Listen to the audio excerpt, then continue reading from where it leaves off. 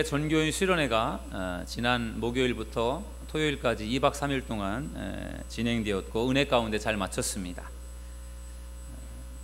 오랫동안 준비했던 행사이기 때문에 끝나고 보니까 시원섭섭하다 그런 생각이 듭니다.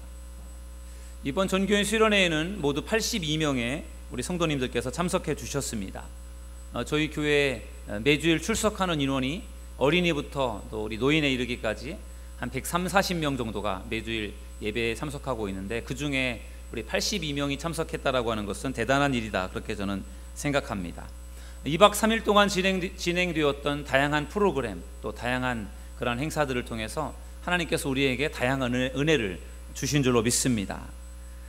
제가 전교인 수련회를 준비할 때마다 늘 고민하는 것 중에 하나가 전교인 수련회를 계속 해야 되는가, 그런 고민을 늘 합니다. 왠지 아십니까? 전교인 수련회라는 게 너무 어렵기 때문에 그래요. 준비하는 것도 어렵고 가서 진행하는 것도 어렵고, 그래서 늘 고민을 합니다. 그래서 처음에는 매년 했습니다. 매년. 그러다가 2년에 한 번씩 좀 하고 있어요. 네. 또 해야 되나, 그런 생각이 늘 들어요. 왜냐하면 전교인 수련회라는 게 너무 어려워요. 너무 힘들어요. 그럼에도 불구하고 또 전교인 수련회를 하는 이유가 있습니다. 너무 힘들고 어렵지만 그럼에도 불구하고 전교인 수련회를 하는 이유, 그게 저의 사명이다, 그런 생각이 들어요. 그래서 힘들어서 그만하고 싶은데 그래도 또 하게 되는 것 같습니다. 여러분, 신앙생활을 한다라는 것이 얼마나 어렵습니까? 신앙생활이라는 게 참 즐겁고 행복하기도 하죠. 그러나 신앙생활이라는 게 항상 행복하고 즐겁지만은 않습니다. 신앙생활이 참 어렵습니다. 더군다나 열심히 한번 해보려고 해보십시오. 건성건성 그냥 쉽게 신앙생활하는 것은 그렇게 어렵지 않을 수 있지만, 열심히 한번 해봐야지라고 생각하면요, 신앙생활이라는 것이 참 어렵습니다. 내가 꼭 이렇게까지 해야 되나? 그런 생각이 들을 때도 있을 겁니다. 신앙생활 하시면서 힘들고 어려울 때가 있어요. 내가 열심히 신앙생활 하는데도 왜 이렇게 어려울까? 내가 이렇게까지 해야 되나? 그런 회의적인 생각이 들을 때, 여러분들에게도 그런 때가 있지 않습니까? 그런데 그럼에도 불구하고 너무 힘들고 어렵지만 그럼에도 불구하고 우리가 이 길을 계속 가는 이유가 무엇입니까? 저는 그것이 사명 때문이다, 그렇게 생각을 합니다. 사명이라고 하는 것이 힘들다고 팽개치고 벗어버릴 수 있는 게 아니에요. 힘들어도 사명이니까 그것을 감당해 가는 것입니다. 오늘 우리가 읽은 성경 말씀은 하나님께서 모세에게 주신 사명에 관한 말씀입니다. 오늘 말씀을 통해서 하나님께서 모세에게 주신 사명, 모세가 어떻게 그 사명을 감당해 가는지, 그 말씀을 같이 여러분들과 나누어 보고 싶습니다. 첫째로, 모세는 하나님이 주신 사명을 감당하다가 실패를 경험했습니다. 하나님은 모세에게 출애굽, 이스라엘 백성들이 애굽에서 430년 동안을 노예 생활을 했는데, 그 출애굽, 애굽을 탈출하는 그 일에 중요한 사명을 모세에게 맡겨주셨습니다.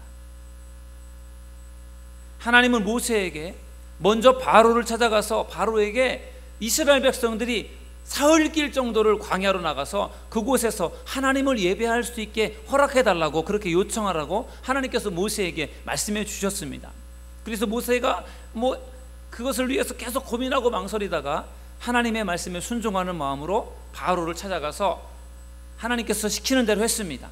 그랬더니 바로 왕이 모세의 말을 들어준 것이 아니라 오히려 이스라엘 백성들을 더 괴롭혔습니다. 더 힘들게 했습니다. 출애굽기 5장 23절 말씀에 보니까 모세가 바로를 만난 이후에 모세가 더 백성들을 더 학대했다, 더 괴롭혔다, 그렇게 말씀하고 있습니다. 모세는 바로와의 첫 번째 대면에서 성공을 했다라기보다는 실패를 했습니다. 이스라엘 백성들을 데리고 애굽에서 나와서 광야길로 가서 사흘 동안 하나님 앞에 예배하고 제사하는 일을 허락받지 못했고, 그것뿐만 아니라 그 일로 인해서 백성들이 더 고통을 당하게 된 것입니다. 여러분, 하나님의 사명을 감당해 갈 때 때로는 실패할 수도 있습니다. 모세라고 하는 사람이 하나님의 사명을 감당하다가 실패를 합니다.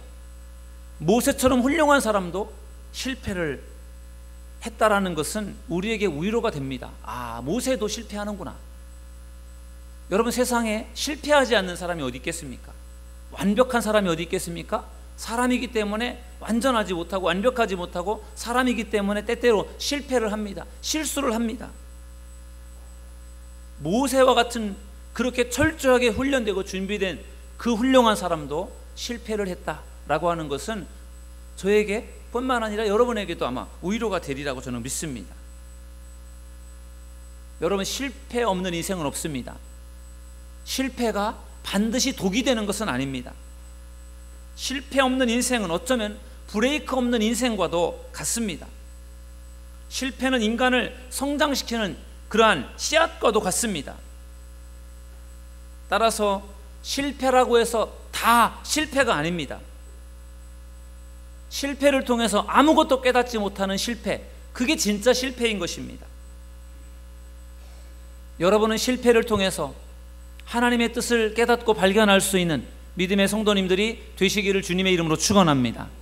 그러면 그 실패는 그냥 실패가 아니라는 거죠. 실패를 통해 내가 무언가를 깨달을 수 있다면, 실패를 통해 더 큰 하나님의 뜻을 내가 발견할 수 있다면 그것은 실패가 아니라는 것이죠.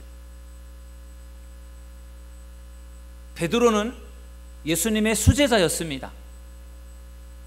최고의 수제자였습니다.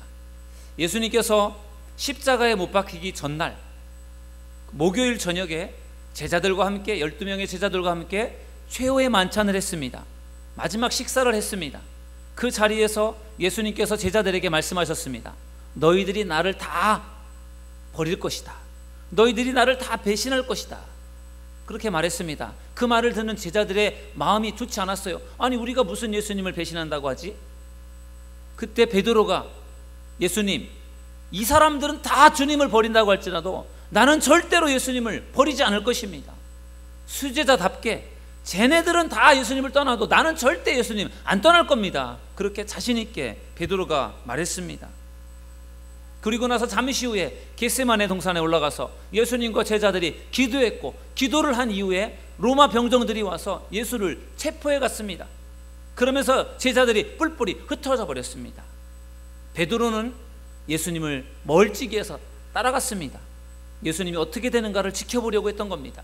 그랬더니 예수님이 제사장 가야바 집으로 붙들려 가더니 그곳에서 신문을 받았습니다. 그래서 예수님 멀리에서 이렇게 지켜봤습니다. 구경을 했습니다. 그런데 그 가야바 제사장 집에 있는 한 여종이 베드로를 알아봤습니다. 아니, 이 사람도 저 사람 예수와 같은 당입니다. 이 사람도 예수랑 같이 있는 거 내가 보았습니다.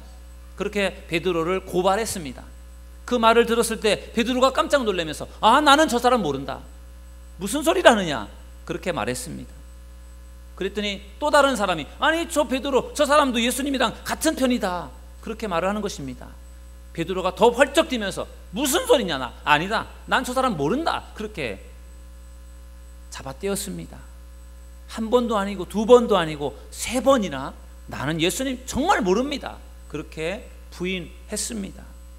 예수님의 수제자였던 베드로도 결국은 죽음 앞에서 두려워했고, 그리고 그는 실패를 경험하게 되었던 것입니다.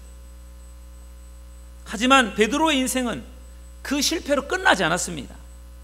베드로는 실패를 통해서 하나님의 뜻을 깨달았습니다.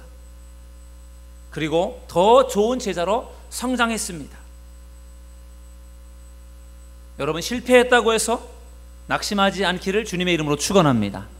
실패를 통해서 하나님의 뜻을 발견하시고 실패를 통해서 더 성장하는 믿음의 성도님들이 되시기를 주의 이름으로 축원합니다. 여러분, 제가 실패를 경험한 사람처럼 보입니까? 어떻습니까? 실패를 경험한 사람처럼 보이죠? 저도 실패를 많이 했습니다. 그 중에 하나가 제가 대학에 실패를 했어요.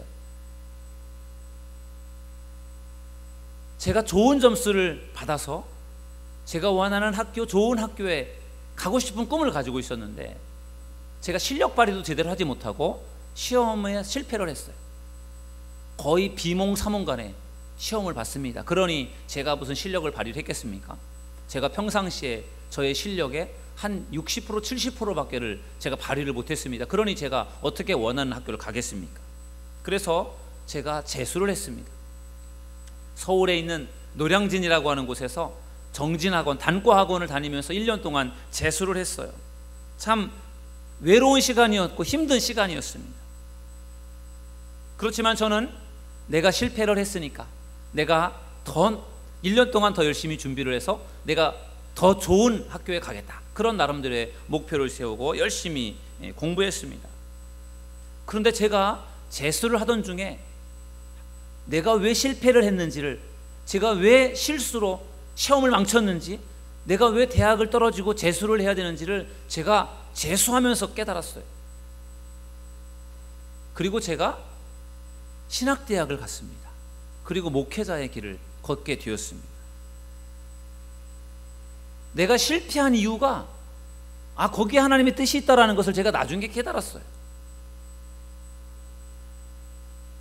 만약에 제가 대학에서 대학 시험에 그 당시 학력고사라고 하는 그 시험에서 제가 시험 점수를 잘 받아서 제가 원하는 대학에 갔다고 한다면 아마 저는 목회자가 되지 않았을지도 모르겠어요. 제가 그 시험에서 실패를 했기 때문에 아마도 제가 하나님의 그 뜻을 다시 깨닫고 목회자의 길을 걸어가게 된 것 같습니다. 그러니 제가 실패한 것이 그게 실패가 아니었던 것이죠. 여러분, 우리가 이 세상을 살아가는 동안에 우리가 실패를 경험할 때가 있어요. 제가 실패한 것, 제가 대표적인 그 대학에서의 실패라는 것을 제가 여러분들에게 소개를 해드렸지만 그거 말고도 제가 실패한 게 많습니다. 근데 그 실패를 많이 했지만 그 실패가 저에게 실패로 끝난 것이 아니라 그 실패가 오히려 저에게 도움이 되고 유익이 되고 오히려 그 실패를 통해서 더 하나님이 원하시는 길로 갔던 일들이 더 많습니다. 그래서 저는 실패를 실패라고 생각하지 않습니다. 여러분, 실패를 두려워하지 않는 믿음의 성도님들이 되시기를 주님의 이름으로 축원합니다. 믿음의 사람이라고 실패하지 않는 것이 아닙니다. 믿음의 사람도 실패를 합니다. 사명을 받았다고 해서 실패하지 않는 것이 아닙니다. 사명을 받은 사람도 실패를 합니다. 모세 얼마나 훌륭한 믿음의 사람입니까? 얼마나 훌륭한 사명자입니까? 그러나 그럼에도 불구하고 모세도 실패를 했습니다. 여러분, 실패가 없는 인생은 없습니다. 실패가 반드시 독이 되는 것은 아닙니다. 그러므로 실패를 통해 하나님의 뜻을 깨닫고 발견하는 믿음의 성도님들이 되시기를 주님의 이름으로 축원합니다. 그것이 바로 오늘 우리에게 주시는 하나님의 말씀입니다. 모세는 사명을 감당하다가 실패를 경험했습니다. 그러나 그것이 끝이 아니었습니다. 하나님은 모세에게 또다시 사명을 주셨습니다. 모세가 실패를 경험했을 때 하나님은 모세에게 다시 사명을 맡겨주셨어요. 하나님은 쉽게 포기하지 않으시는 하나님이라고 하는 것을 제가 여러분들에게 말씀을 드린 바가 있습니다. 모세가 사명을 감당하다가 실패했습니다. 그렇다고 해서 하나님이 모세를 포기하지 않았습니다. 하나님은 사람을 쉽게 포기하지 않습니다. 사람을 쉽게 버리지 않습니다. 사람들은 데리고 일하다가 못하면 사람들은 쉽게 포기하고 쉽게 버리는 경우들이 있어요. 그러나 하나님은 그렇지 않습니다. 하나님은 모세가 실패하고 좌절하고 낙심할 때 그를 쉽게 포기하지 않습니다. 또 모세를 부르십니다. 모세야, 힘내라, 또 한번 해보자. 하나님이 계속 모세를 부르셔서 모세에게 사명을 맡겨주시는 것을 볼 수 있습니다. 실패를 통해서 낙심해 있는 모세에게 하나님께서 다시금 사명을 주셨습니다. 여러분, 출애굽기 6장 26절 말씀을 우리 다 같이 읽어보도록 하겠습니다. 시작. 이스라엘 자손을 그들의 군대대로 애굽 땅에서 인도하라 하신 여호와의 명령을 받은 자는 이 아론과 모세요. 아멘. 애굽 땅에서 이스라엘 자손을 인도해라. 이것은 단순하게 이스라엘 백성들을 3일 동안 사흘 동안 광야로 나가서 하나님 앞에 제사를 드리고 오겠습니다, 그게 아니에요. 지금 이제는 이게 어떻게 되느냐, 이제는 이스라엘 백성들을 해방시키라고 하는 것입니다. 이집트로부터, 애굽으로부터의 탈출을 하나님께서 모세에게 명령하는 것이었습니다. 단순하게 광야를 다녀오는 정도가 아니라 애굽을 탈출하는 그 명령을 하나님께서 모세에게 주신 것입니다. 이 명령을 들었을 때 모세가 뭐라고 대답을 합니까? 6장 30절에 보니까 나는 입이 둔한 자니이다. 모세가 또 하나님의 부르심에 또 거부를 합니다. 왜 그랬을까요? 모세가 첫 번째 부르심을 받고 바로 왕을 만나서 이스라엘 백성들을 데리고 제가 광야에 나가서 사흘 동안 예배를 제사를 드리고 오겠습니다. 그렇게 말할 때 바로가 그것을 받아들이지 않고 거절을 했습니다. 바로를 찾아갔던 모세가 실패를 경험한 거예요. 그 실패를 경험했기 때문에 모세의 마음속에는 두려움이 있었습니다. 바로를 또 만난다고 한들 또 거절할 텐데, 안 될 텐데, 그런 실패에 대한 두려움이 있었던 겁니다. 그래서 하나님께서 다시금 사명을 주실 때 모세가 하나님, 저요 입이 둔한 자입니다. 그 말이 무슨 말입니까? 저는 말을 잘 못합니다. 저는 능력이 없습니다. 그래서 저는 그걸 못합니다. 그렇게 하나님의 부름을 거부한 것입니다. 그때 하나님께서 모세에게 뭐라고 말씀하십니까? 이번에는 하나님께서 모세에게만 사명을 주신 것이 아니라 모세에게 그리고 아론에게 같이 하나님께서 말씀해 주셨습니다. 오늘 우리가 읽은 성경 말씀에 보니까 여러 사람들의 이름이 등장합니다. 족보가 나옵니다. 족보. 모세와 아론의 족보가 등장을 해요. 왜 족보가 나올까요? 거기 보면은 모세의 아버지에 대한, 모세의 아버지가 아므람인데 아므람에 대한 족보가 나옵니다. 여러분 출애굽기 6장 20절 말씀을 우리 다 같이 한번 읽어보시겠습니다. 출애굽기 6장 20절입니다. 시작.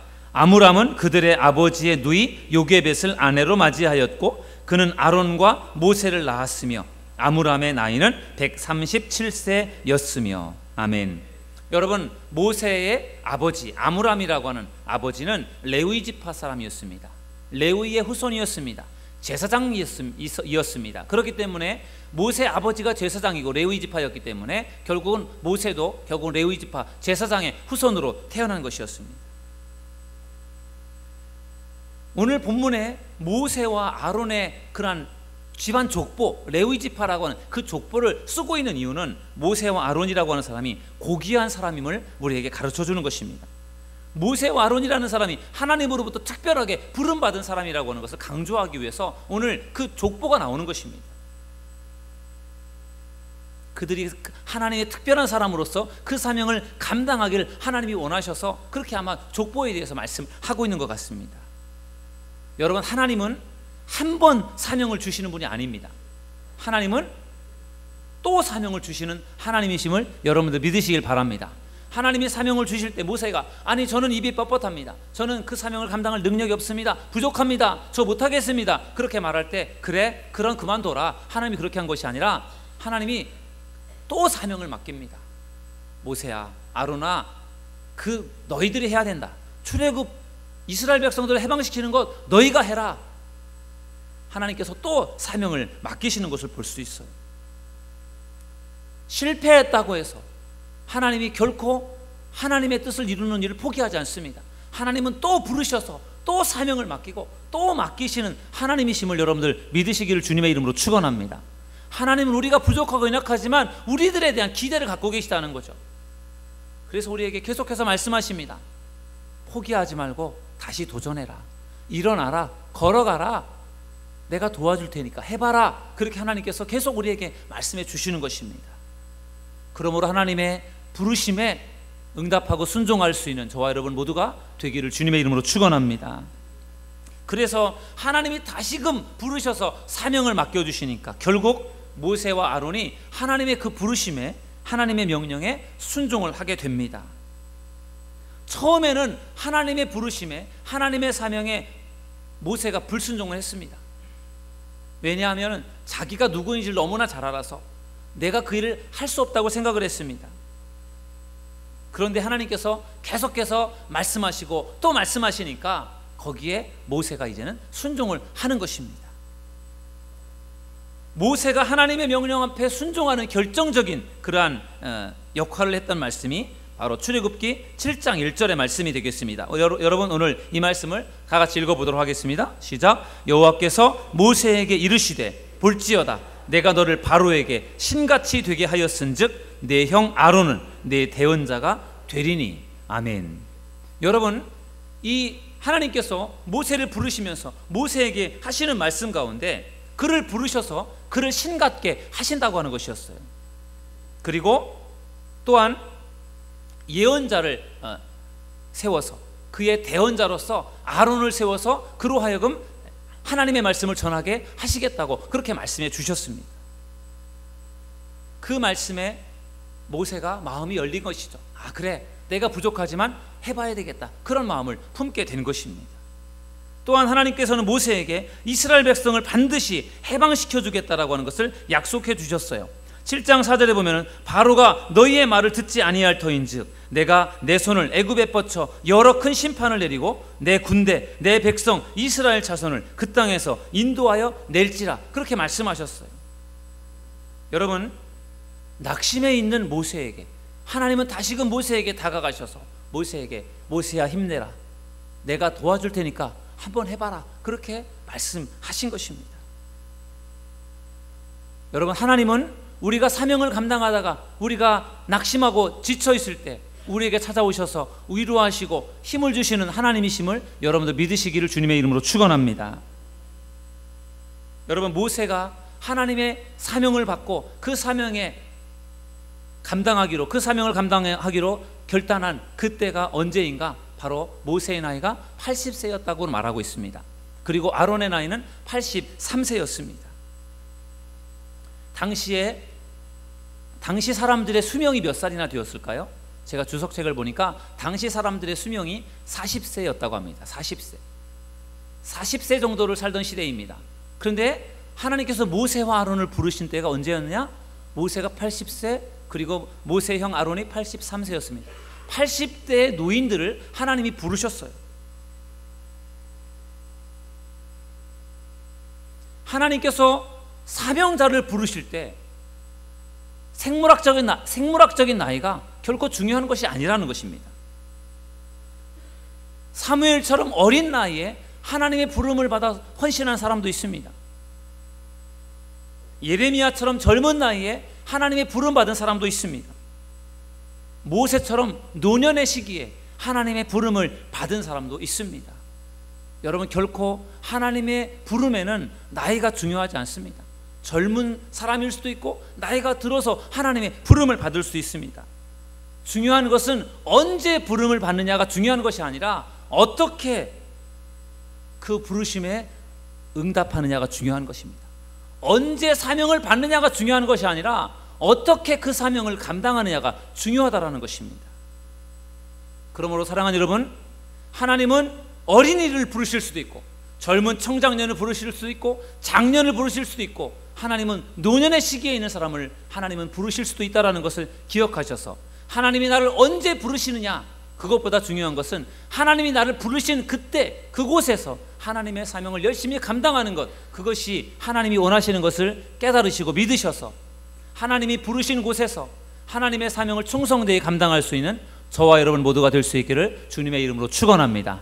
그럴 때 하나님 앞에 설 때 우리가 잘했다 칭찬받는 믿음의 성도들이 될 줄로 믿습니다. 오늘도 이러한 은혜가 여러분에게 있기를 주님의 이름으로 축원합니다.